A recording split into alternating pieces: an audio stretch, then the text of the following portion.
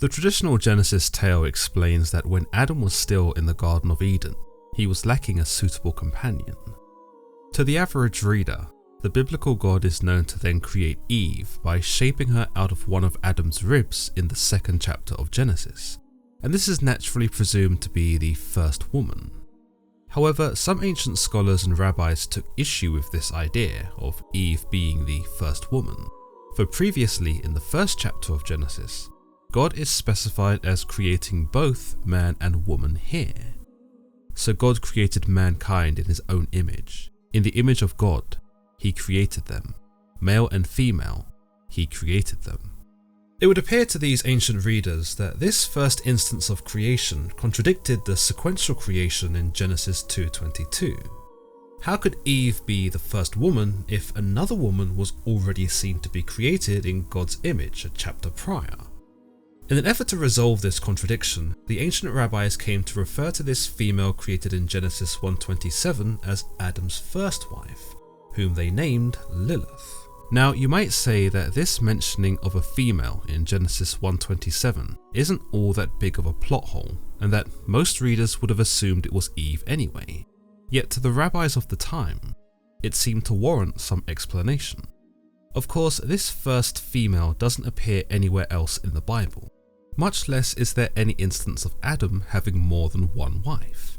So for the people retconning this narrative, it was only natural to have something terrible happen to this first wife in order to justify why she's never spoken of again.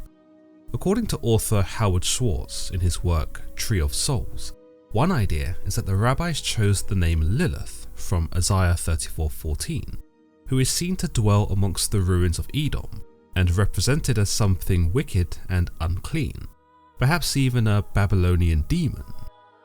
However, whilst this makes it seem like Lilith emerges as some fully formed spectre from this single line, it's more likely that Lilith already had a place within ancient Jewish tradition, and that this conundrum of a first wife was merely a good opportunity for them to implement Lilith into the biblical narrative.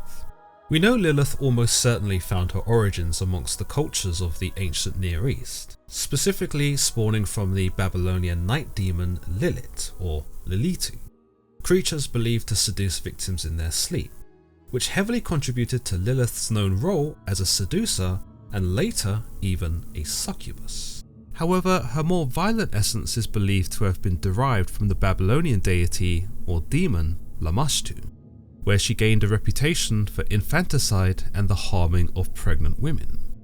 Somewhere along the line, the roles of the Lilith and Lamashtu blurred together, resulting in an entity that both sought to seduce men and murder children, Lilith. Having given rise to such a heinous and contemptible being, and then seeking to audaciously insert her into the very first pages of the Bible, the rabbis felt compelled to explain who Lilith was, why she inexplicably disappeared from the rest of the Bible, and how she continued to be a major evil in the then modern world. The first complete narrative detailing all of this appears in the medieval text of the Alphabet of Ben Sira. As many of you will know, Adam and Lilith are described as being created simultaneously, matching the creation account described in Genesis 1:27. However, unlike Adam's relationship with Eve, his relationship with Lilith is tumultuous from the very get-go. Their incompatibility culminates in a final confrontation regarding who will take the submissive position during sex, of which neither Adam or Lilith will acquiesce to.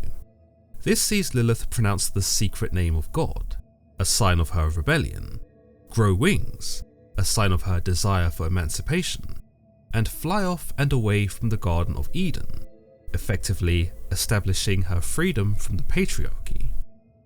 Of course, Lilith doesn't get very far. We know that she lands on the shores of the Red Sea and somehow transitions into a new role as the Mother of Demons, perhaps a testament to how far she had wished to distance herself from man and God alike.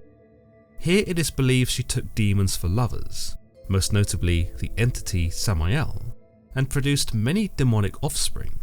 When God learns of this, he sends 3 of his angels to retrieve her and bring her back to the Garden of Eden. When she refuses, the angels threatened to kill 100 of her demonic offspring every day. Still reluctant, showing us the magnitude of her displeasure of sharing a space with Adam and God, that she would willingly allow her children to perish, Lilith strikes up a compromise with the angels. In spite of their efforts to bridge the gap between Lilith and this first wife of Adam, the ancient Jews really did throw the playbook out the window concerning this narrative. We aren't told how Lilith knew the ineffable name of God, how she grew wings, or why she suddenly identifies as a demon.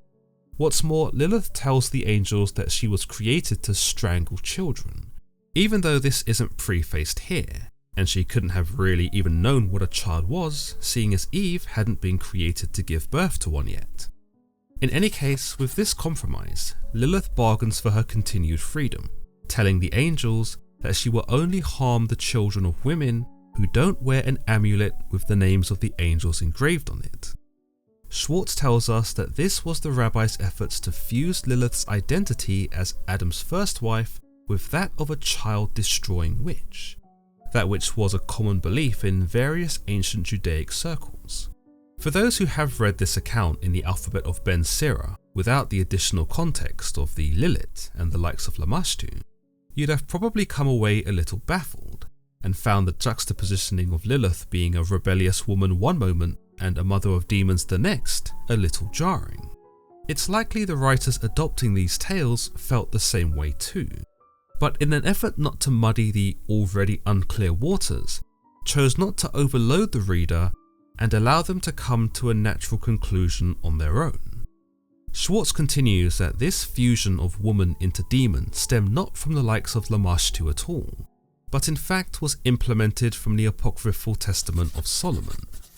In this narrative, we see Solomon command the demoness Obizeth to describe herself, who tells him that her role is to strangle children, and that she can only be thwarted by either the Archangel Raphael, or if the mothers of the children have had the sense to equip themselves with amulets that have been inscribed with her name.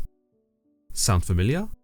What might be happening here is that these ancient retconners, if you will, really wanted to emphasize and embody the darkest possible traits for Lilith. Indeed, there may have been some attractive merit to a woman who refused to submit before Adam, who deviated immediately from God's plan, and who pretty much escaped both the patriarchal system and the divine one too. But no, this was not how the original writers wanted Lilith to be remembered. They wanted her to be vilified. They needed her to be odious and repulsive, so as to further justify her lack of presence in the rest of the Bible. Schwartz suggests that Lilith came to absorb all the traits and characteristics of the Lilith, Lamashtu, and the minor demonesses like Obizeth since the end of the First Temple period, and that Lilith has played a powerful dual role as seducer and child killer in Jewish folklore ever since. So at the end of the Ben Sira narrative, we see Lilith negotiate with the angels, and they effectively allow her to maintain her freedom.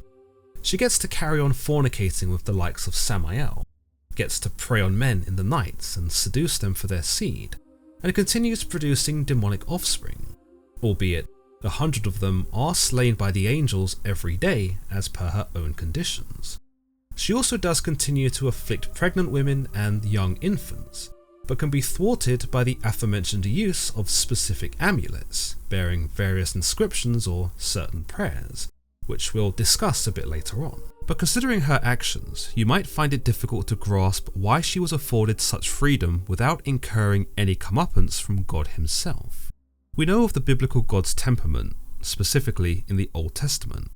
He isn't the sort of deity to allow such transgressions to go unpunished. David is punished for counting his soldiers and not trusting him. Pharaoh is condemned with sickness because he unwittingly tried it on with a married Sarai. Onan is killed because he doesn't want to father a child with his brother's wife. Indeed, the Old Testament God isn't the sort to just let things slide. So again, the question must be asked, how is Lilith afforded such privilege?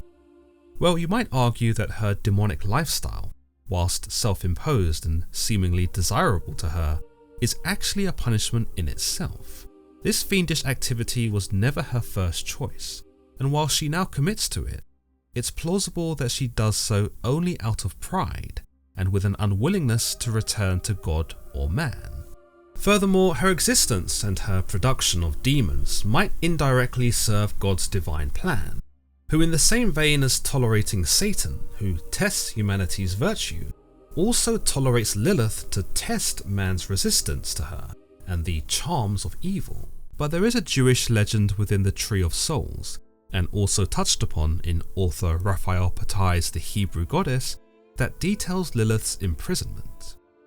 In this legend, Lilith was seized by God and condemned to imprisonment beneath the ocean. She was denied of her desires to haunt man, restrained of her intentions to harm children, and most surely prevented from mating with her beloved demons. Therefore, it might be assumed that during this time, there were no new demons being produced by her. However, when Adam and Eve eat from the tree of knowledge and the fall occurs, God became so angry with man that he freed Lilith and basically gave her the green light to do whatever she wanted. Some might see this as a fitting punishment for Adam, who after having failed his Lord, must now be plagued by the shadow of his ex-wife. Naturally, this also serves as a punishment to Eve, who now had to contend with the presence of the ex-wife, who not only knew Adam first, but also now possessed supernatural powers, making her infinitely more powerful than her. Another idea is that this was to slight Adam, a sort of tit for tat by God, who had been so wounded by Adam's transgression that he reinstated Lilith so that both he and his wife would be forced to witness her sore, and perhaps even become victimized by her. In the apocryphal work known as the conflict of Adam and Eve with Satan, we understand that there is a period after the death of Abel where Adam sinks into a depression and leaves Eve. Here Adam is said to have been pounced upon by demons and seduced by them, going on to have many demonic children with them that populated the earth. Whilst Lilith's name is not mentioned in the text, it's not exactly beyond God to have intended for such a thing to transpire. In his depression, it's entirely plausible that if demons were having their way with Adam, Lilith, for old time's sake, might have been at the very front of the queue, fulfilling her original desire to be on top, and symbolically putting Adam beneath her. Lilith in this sense is victorious. She not only achieves independence from Adam, but she positions him exactly where she wanted. She might not be his wife anymore, but the scales of power certainly lean in her favour in this speculative scenario. Another Jewish legend in the Tree of Souls explains that when God created Eve, he had made her into an apparition first, but that she was so beautiful, she was practically the embodiment of the heavens. This account tells us that after Lilith had left the Garden of Eden, necessitating the creation of Eve, Lilith returned to have her way with Adam, but fled at the sight of Eve, whom she couldn't stand to behold because her beauty so greatly transcended her own. Another idea suggests that when Lilith returned here, it might have been to reconcile with Adam, but the moment she had come just so happened to be the moment God was presenting Eve to Adam as a wife. She'd become so distraught that she'd been replaced so quickly and so overwhelmed by their union that it drove her from the garden once more and further into her role as the mother of demons. As far as Jewish legend goes, Schwartz tells us, however, that Lilith's newfound liberty has its limitations. This restriction reinforces Lilith's nocturnal nature and helps explain why sleeping men, who would ordinarily rest at night, were considered especially vulnerable to her seductions. As a result, men were warned to be wary of her influence, or even cautioned against sleeping alone at all. Schwartz writes, "She will slip in if the window is open a crack, slip beneath the door and beneath the sheets. Many a man has felt her long hair hanging in his face as he lay asleep, dreaming lustful dreams." In the same way Lilith became a way in which the ancient people could explain and rationalize the tragedy of cot deaths, so too was Lilith used to explain the nocturnal emissions of men. It was believed that it was Lilith who appeared in men's dreams, and that if a man dreamt of cheating on his wife, it was usually because Lilith had taken the form of the culprit and used her wiles and charms to win the man over. Whilst the experience only occurred within the dream, the physical bodily response was real, and Lilith, in the same vein as the succubus, would collect the man's seed and give birth to a mutant creature, one that was half human and half demon, sometimes later dubbed as a cambion. The creature would live an unfortunate existence, where it would be naturally hated by demon kind because it was half human, and naturally hated by humanity because it was half demon. In an account from the Zohar, Lilith operates less as a succubus trying to produce offspring, and more like the Lamia from Greek mythology, using her sexuality to lure men into a state of vulnerability before actually murdering them. In the Tree of Souls, Schwartz provides us with a rather vivid description, telling us, "To lead the hearts of men astray, Lilith adorns herself with all manner of decorations, and stands at the entrance to roads and paths. She dresses for seduction, with earrings from Egypt, and jewels hung around her neck. Her hair is long and red, her face white and pink, with 6 pendants hanging from her ears, and all the ornaments of the East encircling her neck. Her mouth is like a tiny door, her lips beautiful, her words smooth as oil, and her tongue sharp as a sword.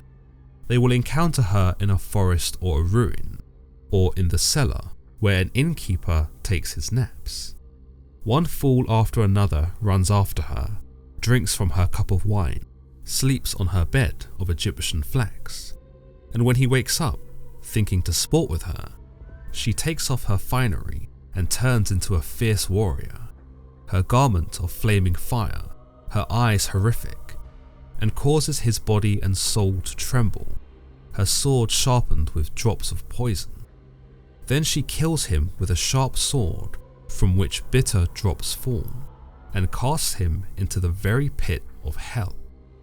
In this account, we understand that Lilith uses her sexual powers not to satiate her own appetites, but as a means to entrap men in order to destroy them.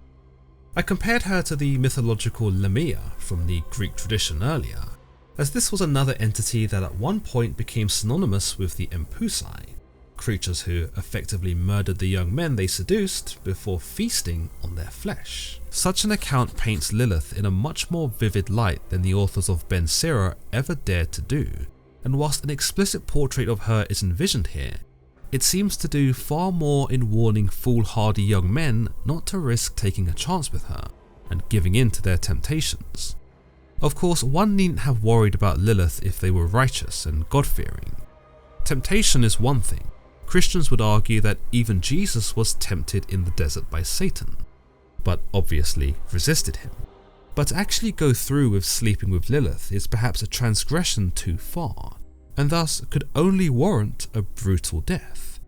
Those who are seduced, or willingly choose to fornicate with such a creature, essentially only have themselves to blame when it all goes wrong. But for those who are victimized by Lilith, those who are haunted against their will, harmed during pregnancy, or had their babies strangled in the night, there were indeed precautions. As aforementioned, Lilith herself proposes the usage of amulets to ward her away.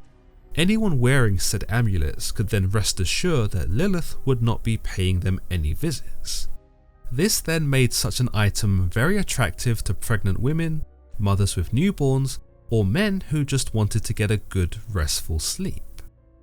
Lilith herself indicates in the alphabet of Ben Sira that the amulet should be inscribed with the names of the angels who came to negotiate with her, Senoi, Sansanoi and Semangelov, and that if she saw this inscription, she would remember her vow and cause the wearer no harm.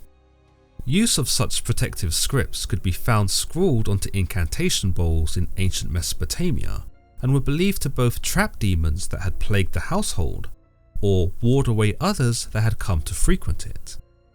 The bowls usually had text scrawled in a spiral, beginning from the rim and moving toward the center.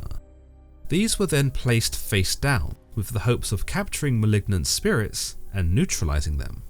In the case of Lilith, there exists one bowl in particular, that tells us of a man named Kokwai and his family, who had been plagued by demons.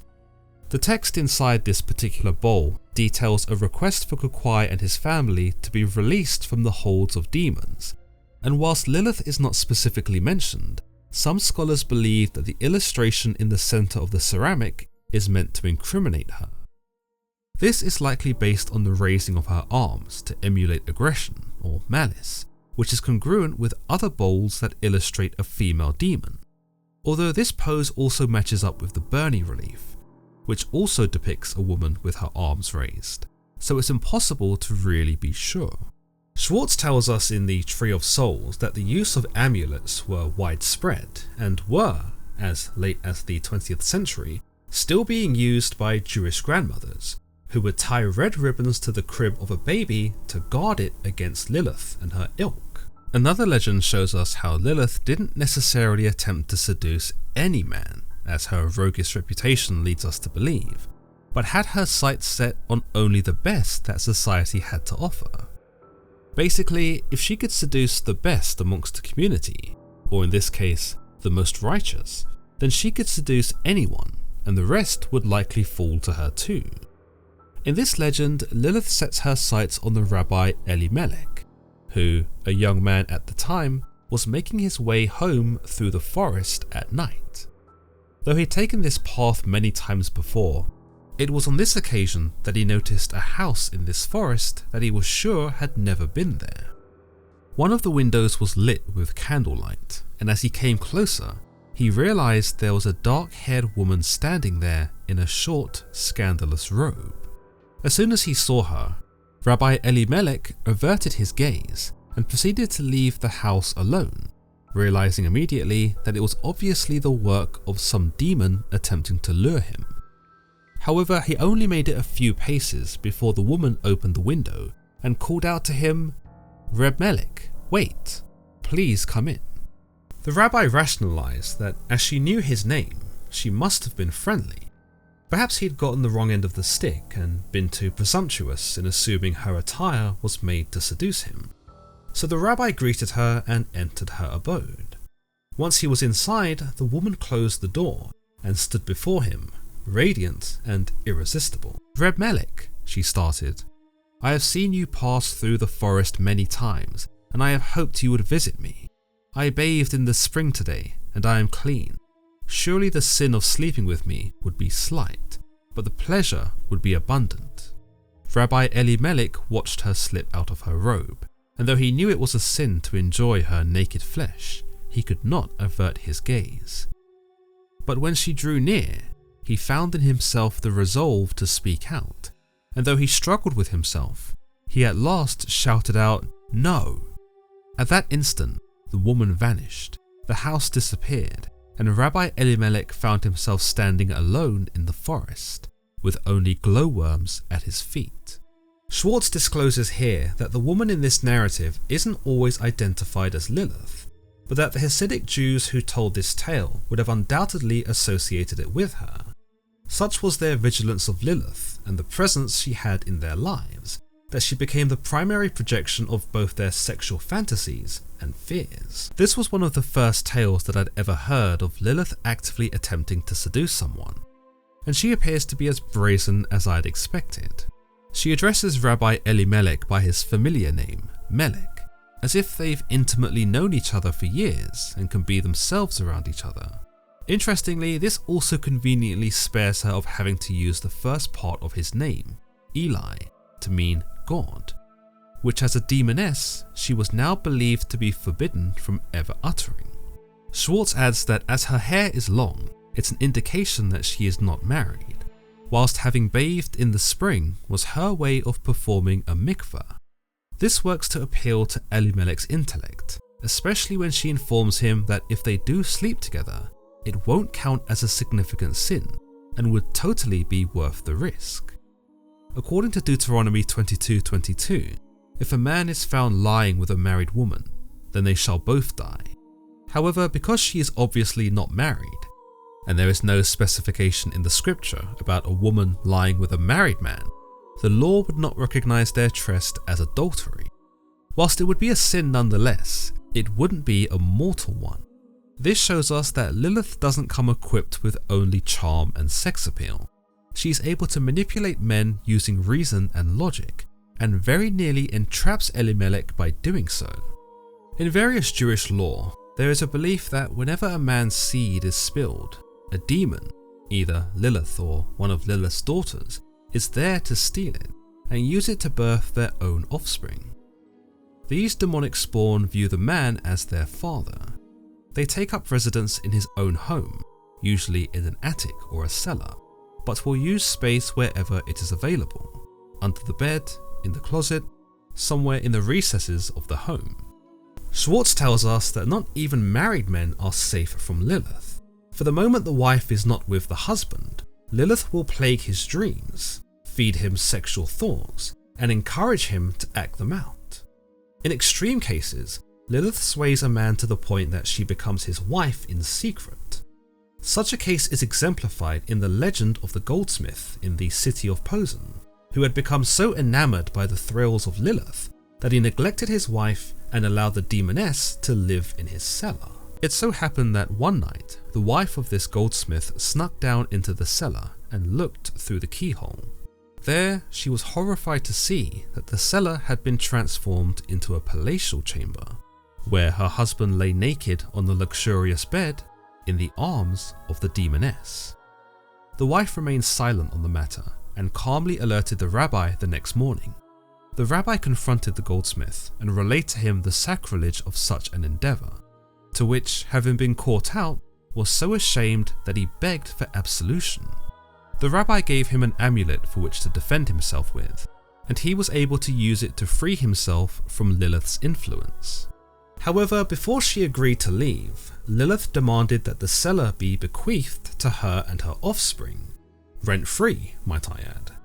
The room was then boarded up and the family did their very best to forget it ever existed. However, when the man was much older and he lay on his deathbed, the demons he had sired with Lilith, who now recognized him as their father, began to moan and cry around him. Supposedly, after his death, the house was believed to be haunted thereafter. When it was sold to a new owner, the cellar was reopened by a workman, who upon stepping into the room was said to have been struck dead. A Rabbi Yoel Baal Shem was sent to investigate and found that the room was infested with demon kind. A rabbinic court was assembled and the demons were driven out from their secret abode and expelled into the wilderness. Another interesting perspective from various Jewish beliefs is that whilst Lilith haunted men in their dreams and imagination, the consequences of such taboos were very real. For instance, every time a man had a sexual dream or a fantasy, he was believed to have actual intercourse with Lilith, and the product of the intercourse were hybrid creatures that were half human and half demon. As aforementioned, the tragedy behind such a union is that the product, this cambion, is rejected by both demon kind and humanity. For humanity hates its demonic characteristics, whilst demons hate its human characteristics. In yet another Jewish legend, Lilith becomes associated with the land of Zemargad, being noted as its queen specifically.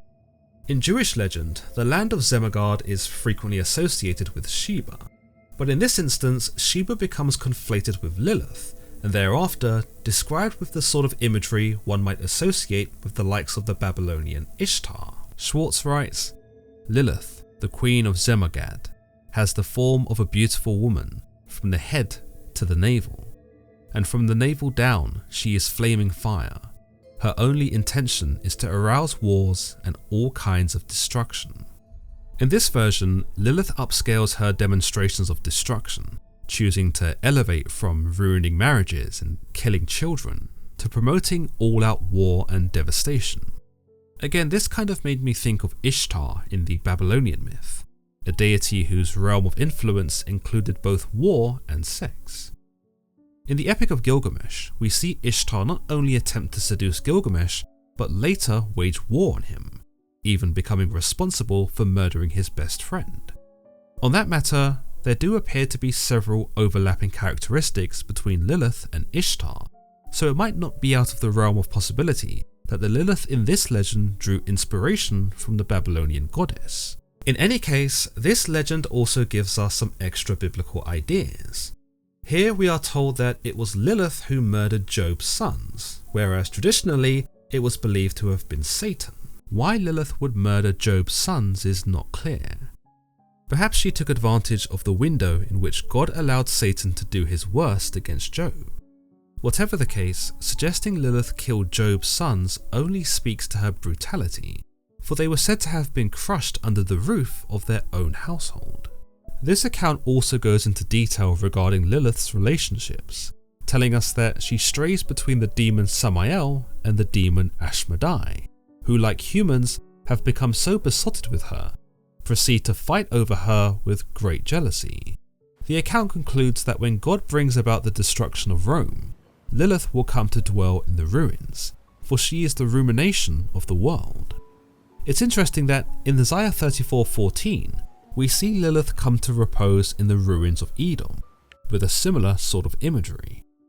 According to some rabbinical commentaries, ancient Jews did come to view Edom mentioned in Isaiah as being symbolic for the Roman Empire, and this belief lends to the idea that the Roman Empire was so evil that its ruins could only be attended to by creatures of similar wickedness, Lilith herself and the creatures of the night. What, you might ask, could possibly be worse than Lilith?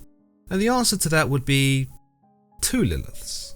Indeed, in one Jewish legend, there exists one Lilith who is the spouse of Samael and another Lilith who is married to Ashmedai. As we saw in the previous legend, Samael and Ashmedai can't seem to share Lilith and become violently jealous when they learn she has been with the other.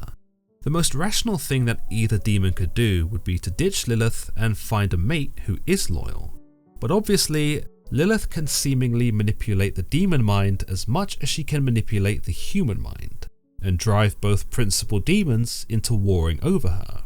Perhaps this is why in this legend, the author was kind enough to give them both a Lilith each, one being referred to as Lilith the grandmother, and the other being referred to as Little Lilith.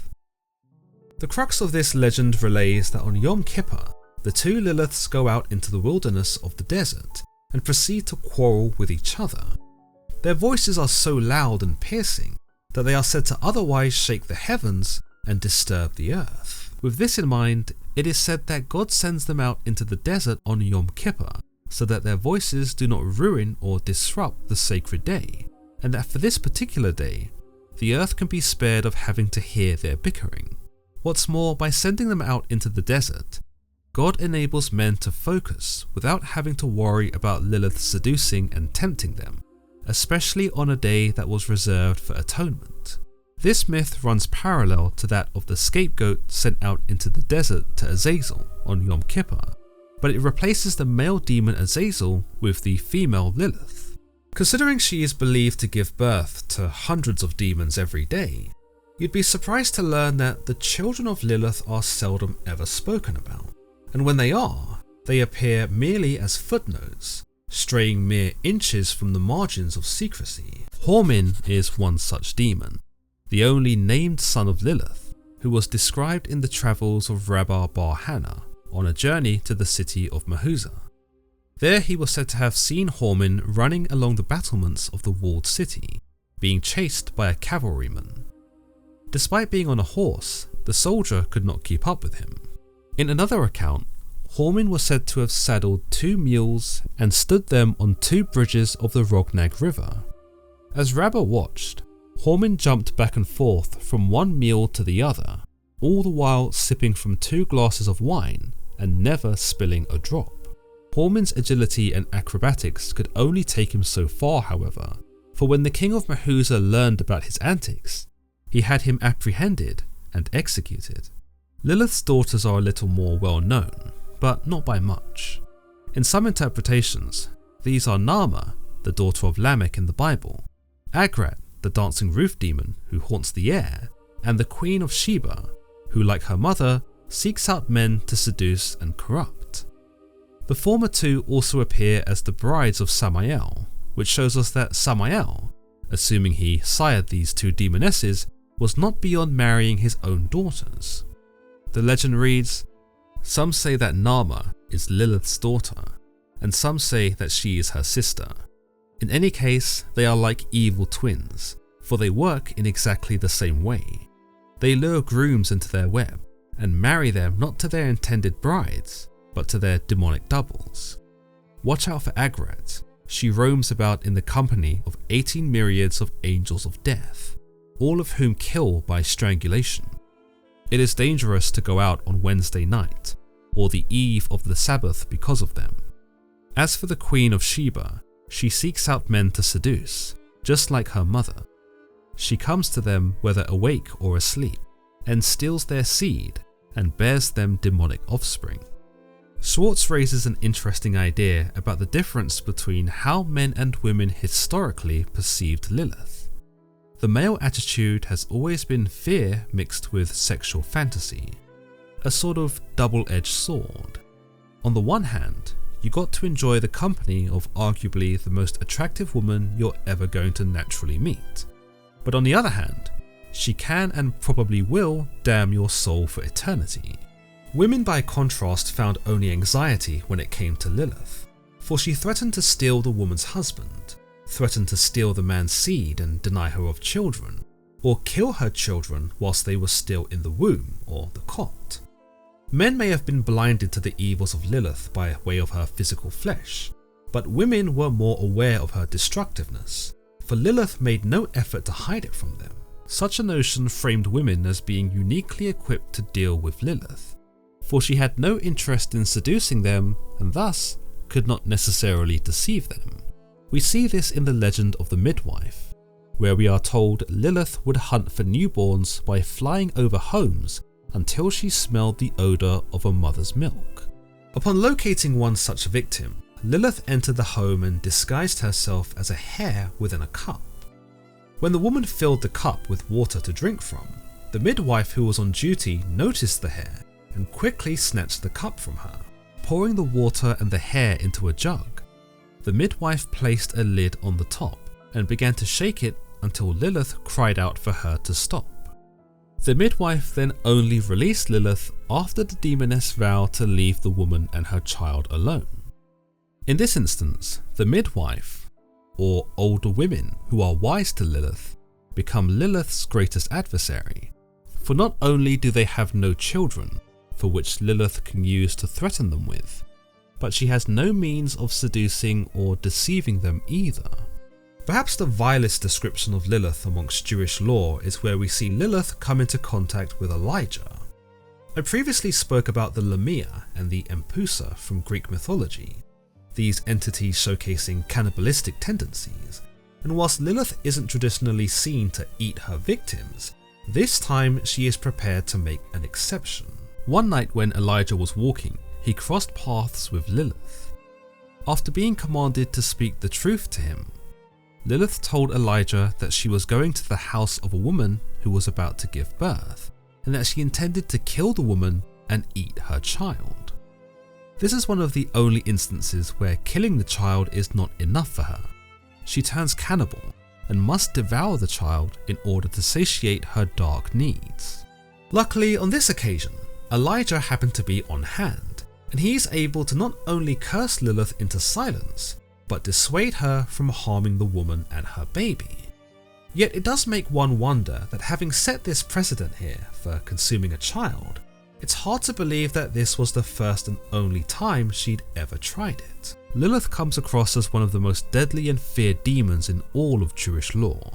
Not only does she possess a supernatural power and knowledge that predates the biblical fall, but her unique ability to seduce and corrupt mankind by using her sex to tempt and deceive make her equally relevant today as she was thousands of years ago. With these tales covered in this episode, we certainly are able to see an even darker side to Lilith than the traditional Ben Sira account allows us to be privy to. For where she was always framed as an entity that was poised to harm mankind, we now see that there are few, if any, redeemable traits left in her, and that across almost all accounts, she really is as bad as they come. As always guys, if you've enjoyed today's episode, then don't forget to give this video a like and subscribe for more content just like this. Until next time.